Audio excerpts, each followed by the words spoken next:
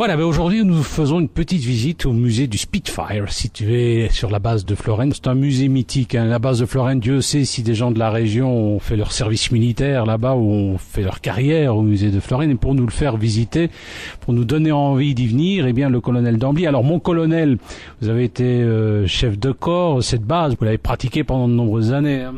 Oui, je suis arrivé ici en 1968, début 68, et j'ai terminé ici à Florène comme chef de corps dans les années 90. Donc ça fait une longue période pendant laquelle j'ai vu la base évoluer au fil des ans. Oui. Alors vous l'avez vu évoluer, vous avez été jeune officier, vous êtes en 68. Alors elle était comment cette base? Il faut rappeler d'abord que c'est une base qui a été créée par les Allemands. Oui, elle a été créée par les Allemands entre 1942 et 1943. Elle était utilisable début 1943 et les Allemands ont eu des pilotes exceptionnels ici à Florène puisqu'ils ont fait pas mal de dégâts dans les rangs des bombardiers, principalement les bombardiers de nuit anglais. Ils les interceptaient soit au départ vers l'Allemagne ou ils les rattrapaient au retour avant qu'ils retournent vers l'Angleterre. Oui, c'est 43. Est-ce que cette base a été bombardée par les Américains? Elle a été bombardée au moins 2 fois avec des dégâts relativement importants, même à l'extérieur de la base malheureusement comme c'était souvent le cas. Mais bon, les systèmes de navigation et de tir n'étaient pas ce qu'ils sont aujourd'hui et il y avait évidemment des bombes qui tombaient à l'extérieur. Mais comparé à d'autres erreurs qui sont passées dans des grandes villes françaises, par exemple, ici, les dégâts ont quand même été limités par rapport à ce qui est arrivé autre part. Alors, justement, cette base allemande, il en reste quand même une trace. D'ailleurs, c'est la tour de contrôle. La tour de contrôle, qui est toujours la tour de contrôle d'origine, si ce n'est qu'elle a été élevée d'un étage. En quittant, les Allemands ont essayé de la faire sauter, mais elle était tellement bien construite qu'elle a résisté. Et c'est un bâtiment impressionnant à voir quand on va dans les caves, etc., de voir le côté colossal de la construction. Mais indépendamment de la tour de contrôle, les avions actuels circulent toujours sur les taxi-tracks qui ont été construits par les Allemands et la petite piste, qu'on appelle la petite piste, a été également construite par les Allemands et est toujours utilisée maintenant dans certaines conditions par les F-16. Nous sommes avec le colonel Dambly, qui est un peu le conservateur du musée du Spitfire, ici sur la base de Florène. Alors, cette base, il y a plusieurs parties. Il y a une partie notamment consacrée à la guerre, où là on voit un superbe Spitfire. Alors, cette base s'appelle la base J. Offenberg. Mais qui était J. Offenberg? Jean Offenberg est un garçon qui est né à Laken et qui s'est engagé à l'aviation belge avant la guerre. Donc, au début des hostilités, au mois de mai 40, il a combattu les Allemands qui envahissaient la Belgique. Il a obtenu au moins une victoire avec un Fiat, un avion italien un petit peu dépassé à l'époque puisque c'était encore un biplan. Et puis après, il est parti, comme beaucoup de Belges, par le Maroc et pour regagner l'Angleterre. Et en Angleterre, il a pris sous son aile, si on peut dire, le jeune pilote allemand qui arrivait et qui était tout jeune breveté. Et il l'a conseillé, il l'a guidé dans ses premiers pas pour le protéger au maximum. Et le colonel allemand, futur colonel allemand, qui était le premier chef de corps de la base, a toujours été reconnaissant à Jean Offenberg de ce qu'il avait fait pour lui. Et la base est appelée Jean Offenberg à cette occasion, donc pour ça. Jean Offenberg est mort, on peut dire bêtement, dramatiquement, puisque son escadrille était au repos en février 42, et il faisait un vol d'entraînement avec un jeune pilote belge. Un Anglais qui passait par là a voulu faire une attaque sur eux. L'attaque a raté et les deux avions, donc l'anglais et celui de Jean Offenberg, se sont heurtés en plein vol et Jean Offenberg a été tué. Nous sommes avec le colonel Dambly, colonel qui a commandé la base de Florène. Alors, c'est lui le conservateur du musée du Spitfire Florène. Alors justement, il y a ce fameux Spitfire qu'on peut voir dans la partie consacrée à la guerre. Ce Spitfire, il est tout à fait authentique. Il date de quand? C'était vers la fin de la Deuxième Guerre. C'est un avion qui date de la fin de la guerre, mais il a été utilisé ici à Florène, donc dans les années entre 47 et 52, les années pendant lesquelles on a utilisé le Spitfire. Il a été accidenté à la fin de cette période-là, pas réparé, envoyé à Bruxelles. Et puis, lorsque le nouveau camp a été construit dans les années 55, il a été demandé à Bruxelles de récupérer le Spitfire pour le mettre sur un socle comme mémorial de la période Spitfire et de la création de la base ici sur l'aérodrome.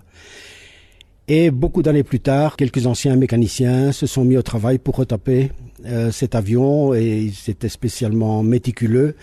Entre autres l'adjudant Delmotte, pour qui une vis anglaise était une vis anglaise et il fallait pas une autre. Et il a parcouru, je vais pas dire la planète, mais enfin il s'est déplacé beaucoup pour retrouver des pièces et pouvoir refaire ce Spitfire à l'identique. Malheureusement sans pouvoir le remettre en vol parce que là les travaux auraient été quand même beaucoup plus conséquents. Nous sommes avec le colonel Dambly, qui est le conservateur du musée de la base de Florène, le musée Spitfire. Alors, il y a aussi des noms, hein. On a parlé de Jean Offenberg, mais aussi le colonel Lallemand, qui était aussi une figure mythique de la base de Florène. Ah oui, le colonel Lallemand, c'est quelqu'un qu'on ne peut pas oublier. Chaque personne qu'il a rencontrée en garde un souvenir marquant. Jeune pilote au début de la guerre, il a combattu après la bataille d'Angleterre, mais il a combattu pendant toute la guerre en Angleterre. Il a volé sur Spitfire, puis sur Typhoon. Il a été pilote d'essai pour les usines Napier qui faisaient les moteurs de Typhoon. Donc il était un metteur au point des moteurs. Et il a fait toute la guerre pendant laquelle il a obtenu des victoires aériennes, mais également beaucoup de victoires au sol, donc des tanks, des locomotives, des véhicules, parce que le Typhoon est un avion spécialement conçu pour l'attaque au sol. Et il a été blessé assez grièvement pendant la bataille d'Arnhem. Donc les forces alliées avaient parachuté les troupes à Arnhem, le fameux pont trop loin. Et les troupes parachutistes étaient encerclées par les Allemands. Les troupes au sol qui devaient les rejoindre ne parvenaient pas à les rejoindre. Et il a fallu les supporter par la voie des airs. Donc le colonel allemand a participé à plusieurs missions. Il a été touché un jour. Il est retourné vers sa base qui était dans le nord de la France, mais son avion a pris feu. Et il s'est pratiquement écrasé sur la base en France avec son Typhoon. Et il a été gravement brûlé au niveau des membres, des mains. Et c'est une blessure qui l'a fait souffrir jusqu'à la fin de sa vie. Et dans certaines périodes, quand le temps était mauvais ou quoi, il portait un gant, et ça, c'était un signe qu'il avait très mal. Il a commandé la base donc de 47 à 52. C'était le premier chef de corps. Il est parti de rien, puisque les Allemands avaient construit des baraquements, mais qui avaient été pour la plupart détruits à leur départ. Et les Américains qui sont restés un an sur la base après, eux n'ont rien construit, ils ont fait des villages de tentes. Et au moment du départ, ils ont replié les tentes et ils sont partis. Donc le major Lallemand a vraiment dû créer la base en partant de zéro. Et en 5 ans, il a fait de cette base qui était un véritable chantier avec des trous de bombes un peu partout. Il a réussi à en faire une base opérationnelle qui volait sur Thunderjet, donc sur avion en réaction. C'était un exploit en 50 ans d'arriver à ce résultat. Nous étions avec le colonel Dambly, avec lui on a découvert le musée du Spitfire, histoire d'attiser votre curiosité, de venir visiter ce musée. Alors il y a une partie consacrée au Spitfire, et puis il y a une deuxième partie où là on peut découvrir tous les avions qui ont marqué l'histoire de Florène. Ça va du F-84 au F-16, il y a même un missile de croisière, mon colonel. Oui, ici dans ce qu'on appelle le hall, on a tous les avions qui ont suivi le Spitfire. Donc on a les Thunderjet, F-84EG, F-84F supersonique, le Mirage et le F-16.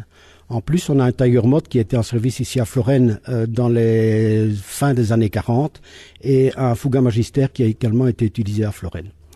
Alors souvenez-vous, dans les années 80, les tensions étaient fortes entre le bloc soviétique et l'OTAN. Les soviétiques ont déployé le long de la frontière est-allemande des missiles de croisière qui avaient la possibilité d'attaquer toute l'Europe. En réponse, les Américains ont décidé d'installer à leur tour des missiles de croisière en Europe pour se protéger. Et c'était un petit peu l'escalade. Donc les Américains sont arrivés ici à Florène. Ils ont construit toute une partie d'un nouveau camp qui se trouve dans la partie sud de la base. Et ils ont installé des missiles de croisière. Les missiles étaient à peine installés à Florène que les Américains et les Soviétiques sont tombés sur un accord et il a été décidé de retirer les missiles. Donc la base était à peine terminée, les travaux étaient à peine terminés que les Américains ont replié bagages et sont rentrés chez eux. Mais ils ont décidé de laisser un missile de croisière ici en Europe avec son camion transporteur. Et après beaucoup de discussions à très haut niveau, ils ont décidé de laisser ce missile à la base de Florène parce qu'ils considéraient que l'accueil et la coopération qu'ils avaient reçus ici à Florène avaient été exemplaires et ils voulaient remercier Florène en tant que base, mais également tous les alentours de la base de Florène où beaucoup d'Américains étaient hébergés. Voilà, c'est donc un musée à découvrir. Franchement, venez faire un petit tour. C'est donc ici sur la base de Florène. C'est un musée qui est régulièrement ouvert et il est vraiment bien fait. Je vous le recommande.